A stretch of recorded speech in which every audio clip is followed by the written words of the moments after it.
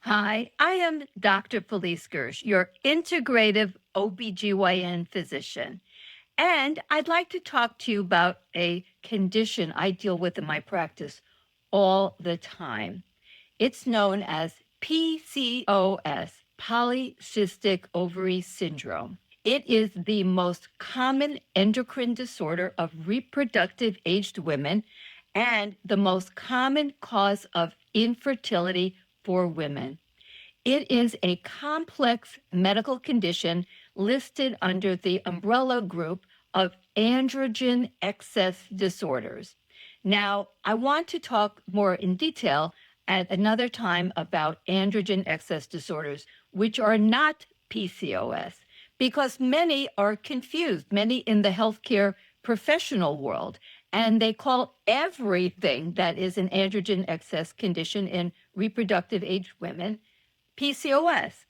Now, that is not correct. So, if you are the patient, you need to know that every androgen excess condition is not PCOS. So, androgens are produced primarily in the adrenal gland and in the ovaries. And they're like male type hormones, although they're in women. And they produce, in terms of symptoms, things like excessive facial hair or other body hair areas. They can cause androgenic alopecia, thinning of the hair on the head, and they can cause cystic acne in the jawline that's really hard to treat, even with Accutane, tends to keep recurring. So, androgen excess disorders are a variety of types of conditions, many of which are related to the adrenal gland and PCOS, which is an ovarian condition. So, it's really important. This is the takeaway for this particular program that if you are told you have PCOS, that you know the diagnosis has to be made correctly by a medical professional, a doctor typically, but it could be another type of medical professional like a nurse practitioner or a physician assistant, and they have to do a workup. PCOS is a diagnosis of exclusion. That means you have to exclude that it's something else. So please do not self diagnose PCOS. You might be right, but you might be wrong. And don't let anyone flippantly just call you PCOS because you have symptoms of androgen excess. You need to have a whole criteria. So, to be diagnosed with PCOS, and this is as an adult, so someone who is, say, approximately 20 years and up, you need to have irregular cycles and or you need to have excessive testosterone and or you need to have polycystic ovaries on an ultrasound, which means that you should have at least 20 tiny little follicles that surround the cortex or rim of the ovaries on at least one ovary.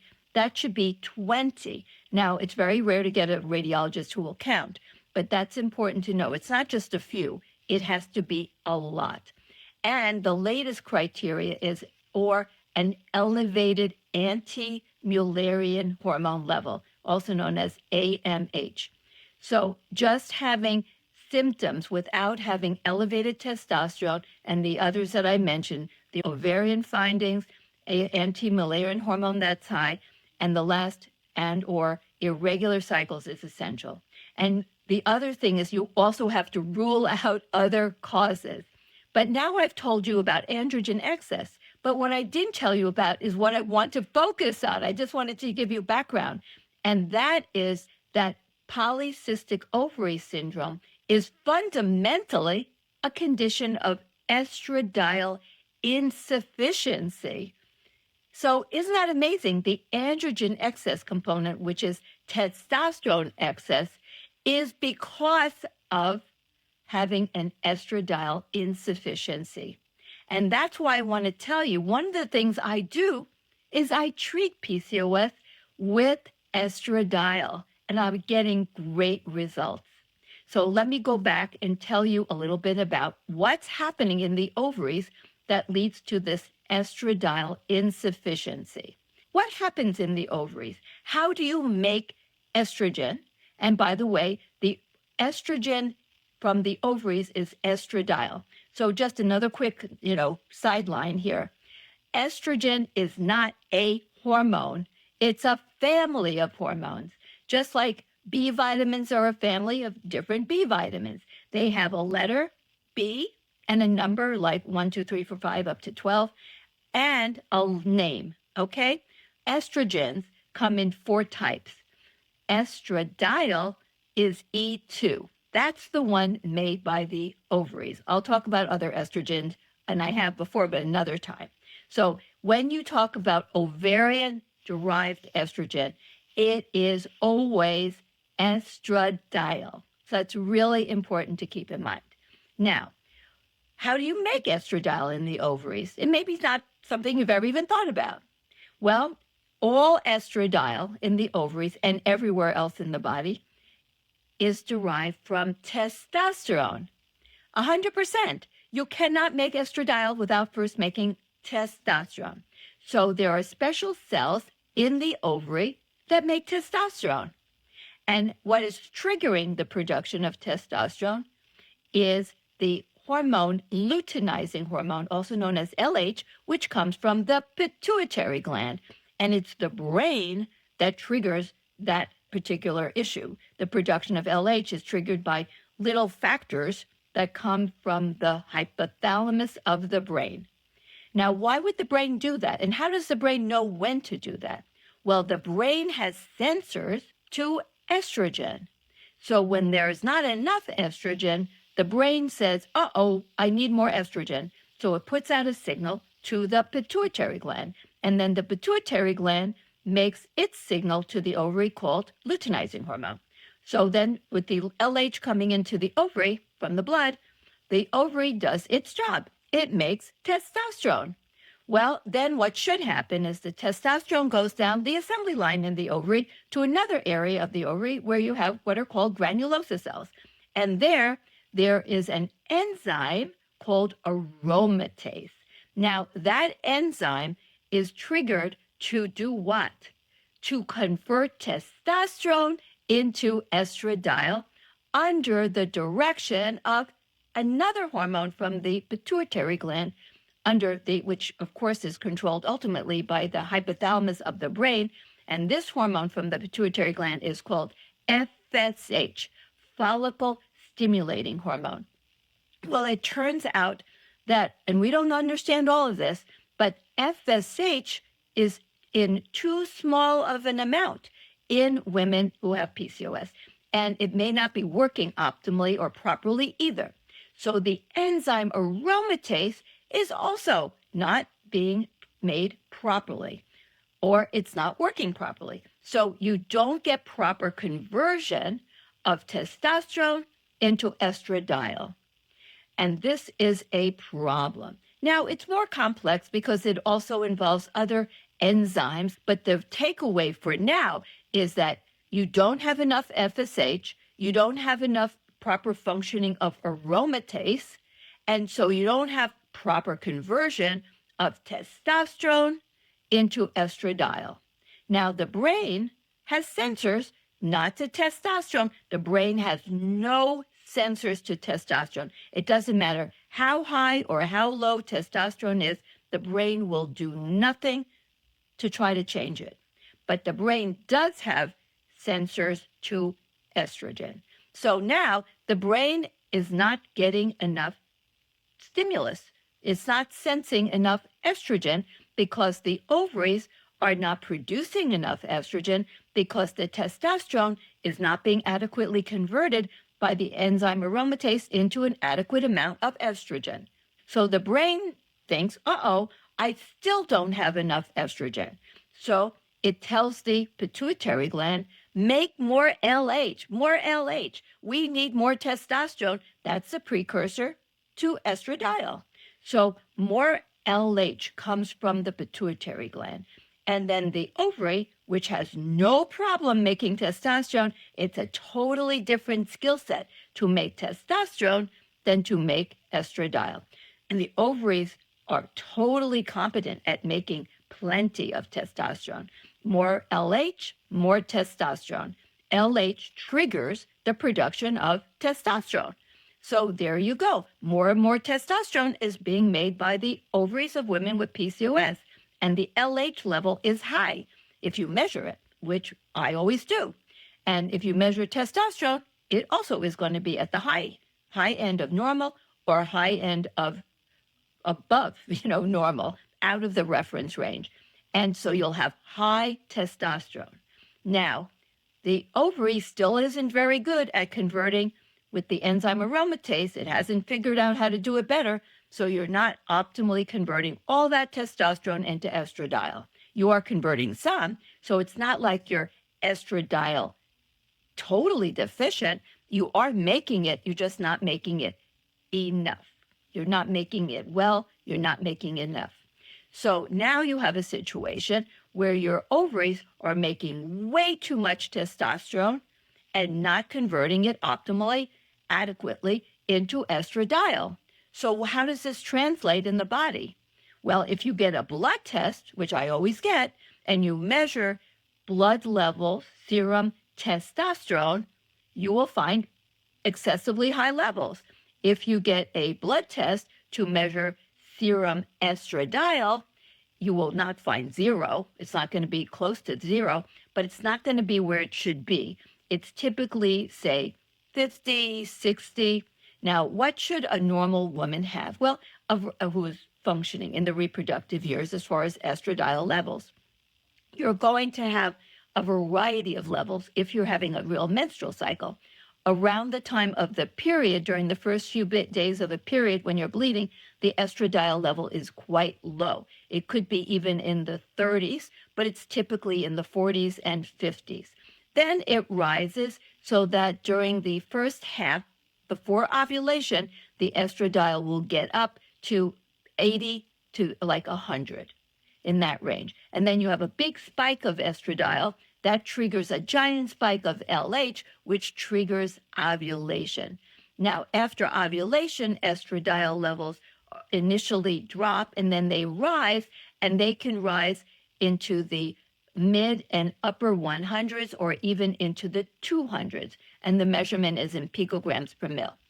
But in women with PCOS, you will typically see blood levels when you measure them that are in the 50s and 60s. Now, that's not to say every woman will not have any higher levels, but those are the typical levels, and they're not adequate to the task. And many women, of course, with PCOS do not ovulate, or if they do, it's infrequently or irregularly. And even after ovulation, they may not make adequate amounts of progesterone and adequate amounts of estradiol. They're still suboptimal. So women with PCOS live in bodies that are estrogen in the form of estradiol insufficient and testosterone excessive. And that leads to all kinds of problems because not having enough estradiol is going to increase risk for insulin resistance and hypertension and anxiety and stress and mood disorders and leaky gut and joint aches and vaginal infections, of course, on top of that, infertility. Excessive testosterone leads to things like I mentioned, acne, excessive body hair and facial hair, hair thinning on the top of the head, but also it will also affect many other things.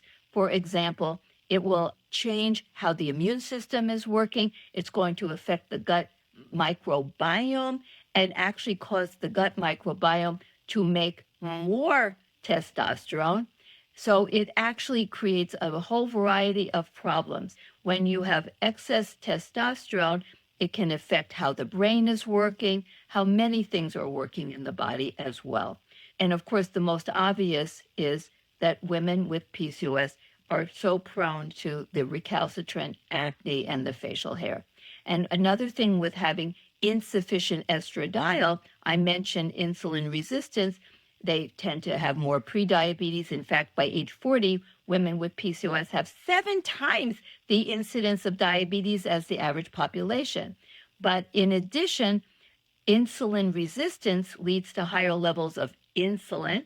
And so insulin that's high and prevalent all the time will lead to the production and storage of more body fat, which is why women with PCOS tend to be overweight and obese. And even if they're not, they tend to have systemic levels of inflammation and cardiometabolic dysfunction, even in the lean PCOS, the ones who are normal weight, because they also tend to have more visceral fat, liver fat, the incidence of what's now called metabolic hepatic steatosis, previously known as non-alcoholic fatty liver, is really high in prevalence in both thin, the lean, and the obese and severely overweight women with PCOS. So these are really significant problems. And mitochondria, the energy burning factories of the cell, are not functioning well without enough estradiol. So women with PCOS also have trouble creating energy. So they can be very low energy. And once again, they're not good at burning fat, but they're very good at making and storing fat. Without adequate estradiol, fat tissue is not properly managed, and it tends to deposit not just in the liver, but of course in other organs, and also around the middle, around the belly. It's so hard for women with PCOS to lose weight. And you've heard of GLP-1. That's what's the mimic is what is in drugs like Ozempic, which is also Wegovy, Mounjaro, which is also Zepbound. GLP-1 is a peptide that is produced in the brain, but also predominantly from special cells that line the intestinal tract. And when you have impaired gut barrier and the wrong microbiome, which is what happens in women with PCOS because of their inflammation and their abnormal amounts of testosterone, high testosterone and low estradiol, they get this overgrowth of bad microbes in the gut, undergrowth of the good guys. So we call that dysbiosis, and then you get impaired gut barrier and leaky gut. And that is associated with harm to those special cells that make GLP-1 in the gut. So that's another huge reason why women with PCOS have so much trouble controlling appetite and controlling their weight, is because they do not make enough GLP-1. But estradiol helps their cells to rejuvenate, assuming they're there, and helps the gut microbiome to become more normalized. And so that's why I'm now going to tell you, I give my patients with PCOS what they are insufficient in, which is estradiol and progesterone. If you do not ovulate regularly and have regular cycles, you're not going to make any progesterone when you don't ovulate, and you'll make often insufficient progesterone, which we call an inadequate luteal phase or short luteal phase, if you don't have proper estrogen spikes and you don't have the proper optimal ovulation, and you have a lot of inflammation, which is what happens in women with PCOS. They have a lot of low-level chronic inflammation. You won't, even when you ovulate, make an adequate supply of progesterone.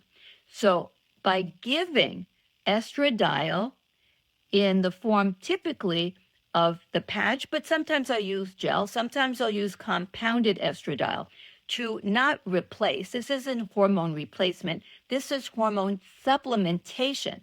By giving estradiol to achieve the biocompatible levels, physiological levels that a woman her age who has normal functioning ovaries should have, by giving her optimal estradiol, her brain will now have their sensors say, hey, I have enough estradiol. So it's not going to produce so much LH, luteinizing hormone. So LH will go down, testosterone production will go down, and all the adverse things that are happening in the body because of insufficient estradiol will be addressed and improved.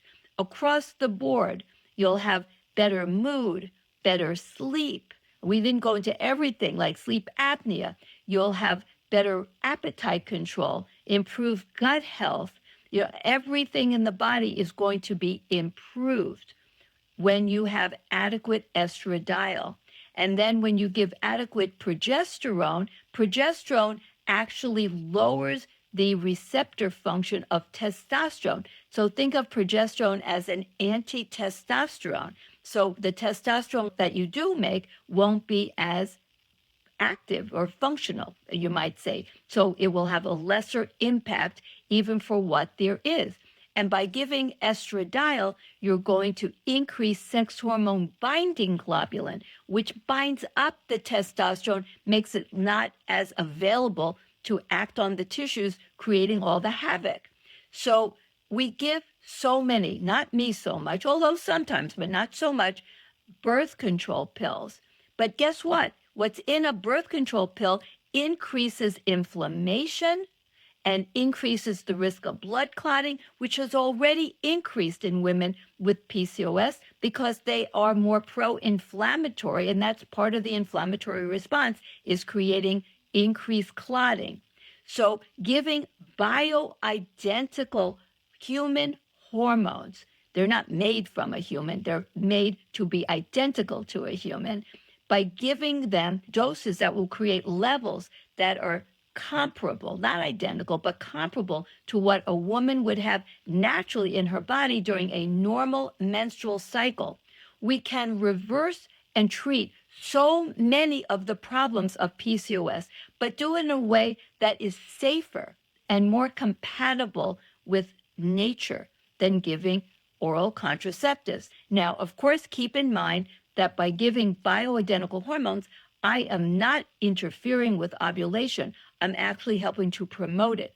So I am not giving a contraceptive. So for a woman who must prevent pregnancy, they need to obviously do something else in addition. This is not a birth control like a birth control pill. In fact, it is going to make her more fertile. That's, so you got to keep that in mind. So it's really important to know that you will become more fertile, more healthy, and you're not going to be preventing pregnancies by giving bioidentical hormones in this way. So you would give estradiol to be at a better level. And we can talk about achieving levels at another time, like how to dose. But this is just introductory. So you're going to have estradiol that is going to be in a comparable level to what you would have in a normal menstrual cycle.